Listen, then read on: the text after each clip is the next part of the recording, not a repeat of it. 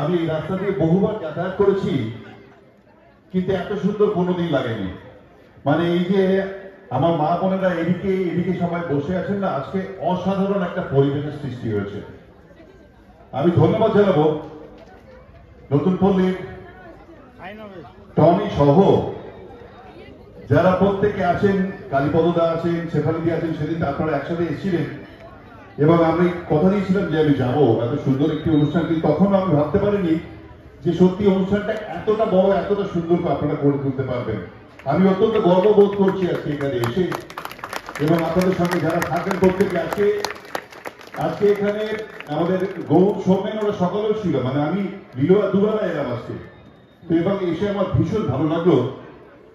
কারণ বারবার যেটা চিরকাল মনে হতো যে লিলুয়া বোধহয় একটু অবহেলিত, তো সেই জন্য আমি প্রথম থেকে নজর দিয়েছিলাম লিলুয়ায়, যে লিলুয়ায় কাজ সব থেকে বেশি প্রয়োজন এবং সেখানে বেশি কাজ করতে হবে। এবং আজকে এসে দেখলাম যে এই যে আজকে রাস্তা, এই কন্ডিশনটা অনেকটাই খারাপ হয়েছে এবং এই রাস্তা আমরা করে দেবো, কথা দিয়ে গেলাম। হয়তো একটু সময় লাগবে কিন্তু করে দিয়ে দেবো না। এবং এটা একদম বর্ডার, এটা হচ্ছে একদম বালি এবং ডোমজুরের বর্ডার। এবং আমি বালি আর ডোমজুরকে আলাদা মনে করি না, আমি মনে করি একই। কারণ কল্যাণদা একটু আগে ঘুরে গেছে, এখানে দেখছেন মঞ্চে আমাদের কর্মধ্যক্ষরা সবাই আছেন পঞ্চায়েতের, আবার এদিকে আবার পুরো টিম বালি এখানে এদিকে আসেন। তো সুতরাং আমরা এইভাবেই একসাথে যদি প্রচেষ্টা করি তাহলে আমরা সব বাধা অতিক্রম করে আমরা ভালো কাজ করা সম্ভব। এবং বিশ্বাস করুন, মন থেকে বলছি যে আজকে এই যে গুরুজনদের যে সম্বর্ধনা দিলেন আপনারা, যে সম্মান আপনারা দিলেন এবং আমার হাত থেকে দেওয়ালেন, আমি আপনাদের কাছে কৃতজ্ঞ। কারণ সম্মান এমন একটা জিনিস যে সম্মান দিলে তবে সম্মান পাওয়া যায়। তো সুতরাং আমি হৃদয়ের অন্তঃস্থল থেকে আপনাদেরকে প্রণাম জানাই, আপনাদেরকে কৃতজ্ঞতা জানাই। যারা গুরুজন আছেন আপনারা সুস্থ থাকুন, কারণ আপনাদের গাইডেন্সে, আপনাদের পরিচালনায় এই ছোট ছোট ভাইরা এত সুন্দর অনুষ্ঠান করেছে, আগামী দিনে সমাজের আরো ভালো করবে।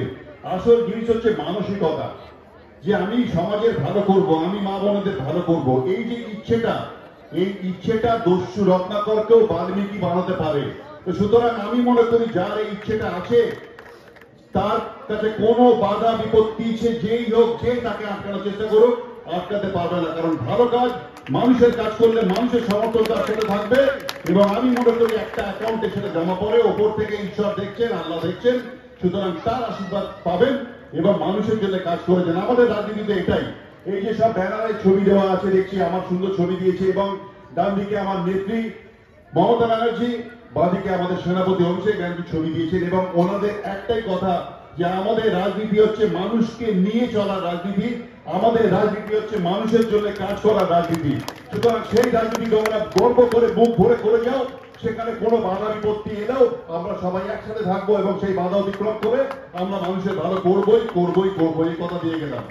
আমি খুব খুশি হয়েছি, তোমরা শুধু শীত বস্ত্র নয়, তোমরা ছোট বাচ্চাদের স্কুলের ব্যাগ পর্যন্ত দিচ্ছ। আমি যখন আসছিলাম তখন পাঠকরা বলছিলেন এই বিভিন্ন দিদি প্রকল্পের কথা, মমতা ব্যানার্জির প্রকল্পের কথা। এই প্রকল্প ভারতবর্ষতে নয়, পৃথিবীতে কোথাও নেই। সুতরাং এই যে বাচ্চাদের এগিয়ে যাওয়া, তাদের যাতে পড়াশোনায় কোনো অসুবিধা না হয়, এটা আমার রাজ্য সরকার দেখছেন, আমার মুখ্যমন্ত্রী দেখছেন। এবং সেই মানসিকতার সেটাকে পাথেয় করে তোমরাও যে ছোটদের ব্যাগ দিচ্ছ, আমি ভীষণ খুশি। কারণ আমি মনে করি যদি ভবিষ্যৎটা গড়ে দিতে পারি আমরা, তাহলে আগামী দিনে আমরা নিশ্চিন্ত। কারণ সমাজে নানান রকম শুভ শক্তি অশুভ শক্তি থাকবে, কিন্তু আমরা যদি ছোট বাচ্চাদের মধ্যে ঢুকে দিতে পারি কোনটা ঠিক, কোনটা বেঠিক, কোনটা ন্যায়, কোনটা অন্যায়, তাহলে আগামী দিনে সমাজ ভালো দিকে চলবে। ওদের উপর আমরা ভরসা করে নিশ্চিন্তে বসে থাকতে পারবো। সুতরাং